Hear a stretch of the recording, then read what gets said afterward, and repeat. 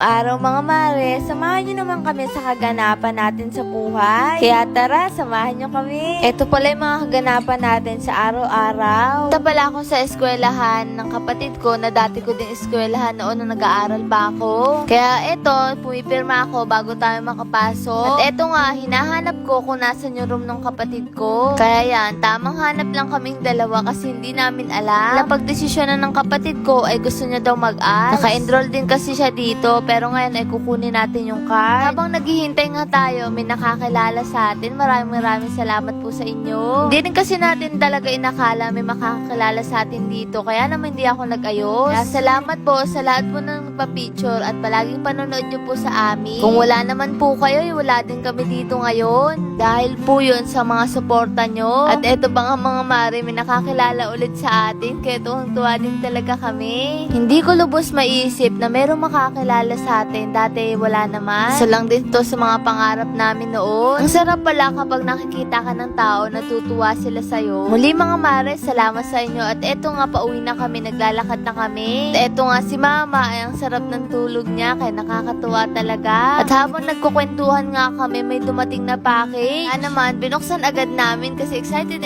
talaga kami. At eto nga, ang gaganda. Maraming salamat po kay Ate May Antaguya. Ang gaganda po ng mga pinadala nyo at talagang nagustuhan po namin. Tingnan nyo naman, bagong-bago talaga at nakabalot pa nga. Kung bibilin din namin to, mahal din to sa palengke. Kaya naman si mama, tuwang-tuwa kasi marami na kayo masusuot na damit at sila tatay. Ang nakakatuwa, maraming t-shirt, tas meron din mga babae na mabulaklak. Kaya ayan, kanya-kanya kami nang kuha at nagagawan pa nga sila mama at yung kapatid ko. Ininyo, ganun din kayo dati, nagagawan kayo kapag may bago. Tingnan nyo naman yung ngiti ni mama, abot ng gantenga. Eto nga si Pangit, siya ang tagabigay at ayan nga, para wala na daw away, kaya ayan, ang maghahati at marami din pantalon na magagamit namin at eto nga may kumot pa. Sa to sa nagustuhan ni mama yung kumot, tamang-tama daw sa kanya kaya siya ang gumagamit. Tapos may mga bags pa, saka wallet, kaya naman, kanya-kanya din kami dito ng kuha at eto nga si Pangit, hugot ng hugot kasi napakadami. Marami na tayong wallet, kulang na lang talaga pera. At si Pangit nga, eto ang nagustuhan niyang bag kasi napakaganda.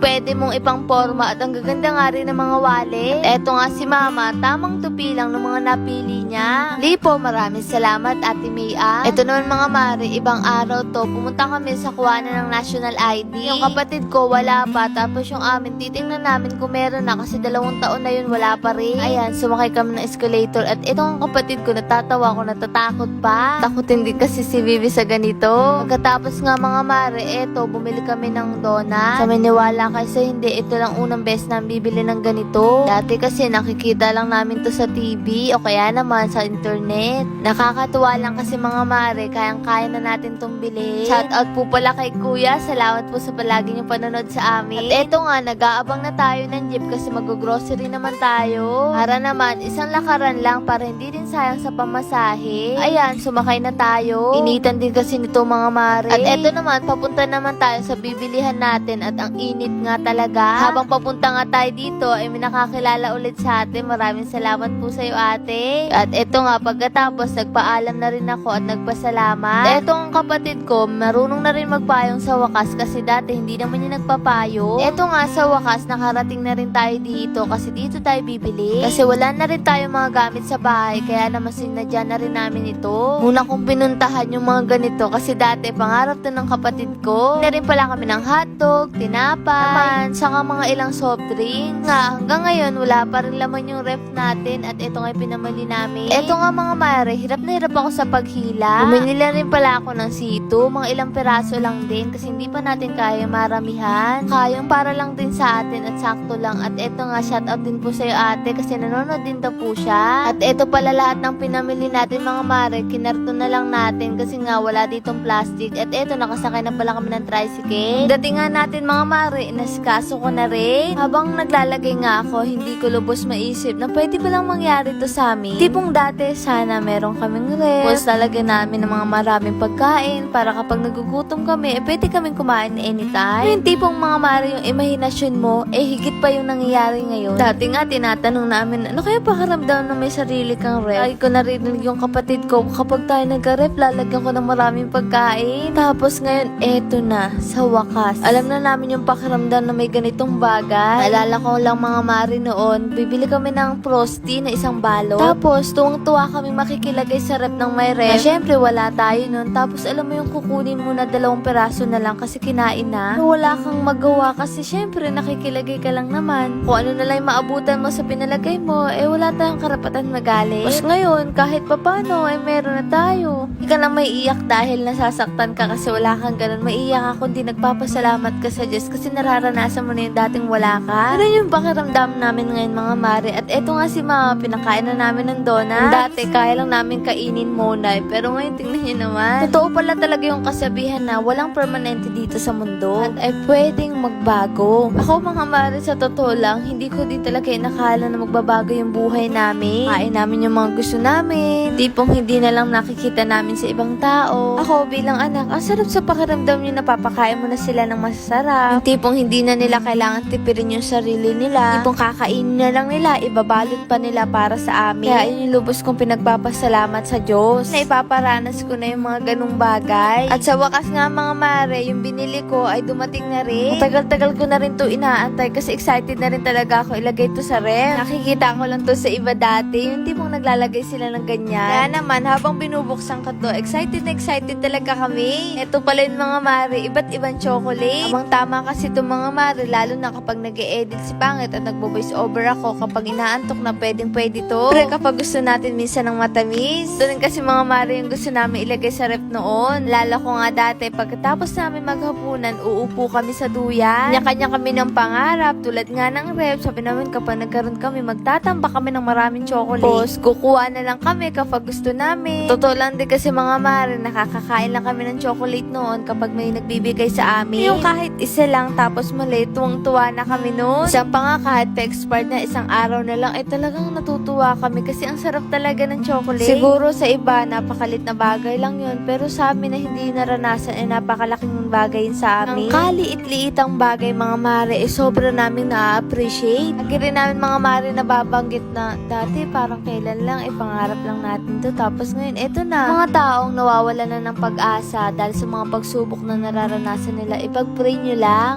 Po, syempre, kailangan din natin samahan ng sipag at tiyaga. Sabi nga, kapag walang tiyaga, walang nilaga. Kasi naniniwala ako, ang kapalaran natin ay nasa sa kamay natin. Mahirap ka ngayon at habang nabubuhay ka, pwede yung magbago. Kailangan mo lang gawin ay maging positibo ka sa buhay. Baguhin mo yung pananaw mo. Kung maniniwala ka na matutupad yung pangarap mo kahit hindi mo matanaw. Ganun din kasi kami mga mare nun, sabi namin, balang araw, magkakaroon din kami ng mga bagay na gusto namin. Yung mga nararanasan mong paghihirap, gawin mo yung motivation at inspiration para kapag napanghihinaan ka ng loob, meron kang sandata, meron kang panghahawakan. At eto nga mga mare, nilalagay ko na yung mga chocolate. Ko, baka ilang araw lang ubos na to sa amin. Hindi naman kasi to kadamihan. Walang din kasi yung kasya sa budget natin. Pero malay mo, kapag nakaluwag-luwag na tayo, ay mapuno to ng chocolate. Na kailangan magdoble kahit tayo para magkuha natin yung mga gusto natin. Kaya ayan, tamang lagay lang tayo. At eto pala yung mga laman ng ref natin. Kayaan yung mga mare, sa susunod marami tayo dyan ilalagay, manifest natin yan. Umagahan nga mga mare, pagkatapos namin mamalengke at ayan si Pangit naghihiwa ng luya. Nga, magagawa daw siya ng papaitan. Gusto kasi niya yung mga mare. Hindi naman ako marunong magluto ng mga mare, kaya eto, nag-search na lang kami. Ayan si Pangit, nagisa na ng luya. Panahon kasi din ngayon, kapag hindi ka marunong, pwede ka na maghanap sa internet, makukuha mo din naman agad. Sila lang pala ni tatay ang mag-uulam nito kasi nga parehas nilang gusto to. Ako kasi mga mare, hindi ko alam kung ano yan kasi nga syempre hindi naman kami nakakakain yan noon. Ang alam lang namin bilhin yung baboy, manok, bangus, yung mga basic lang na palagi nating inuulam. Yung mga ganitong luto ay hindi ko rin talaga alam. At ayan na nga si Pangit, tamang halo lang ng paborito niyang ulam. Pero nagulat ako mga mare, amoy pa lang, ang sarap na. Ano natikman ko, ang nasabi ko na lang, masarap pala yung ganitong luto. Yung nga habang nagluluto si Pangit, at eto may dumating naman na parcel. Na rin kami binayaran kasi padala lang to sa atin at yung binuksan nga ni mama at ayan nga ang laman. Mama nga, bagong ligo pa at eto nga binubuksan na nga ni mama. Hirap na hirap pa nga naman, tinulungan na siya ng kapatid ko at pagkita nga namin vitamins. Kami din talaga nagmamahal kay mama kaya maraming salamat po sa inyo.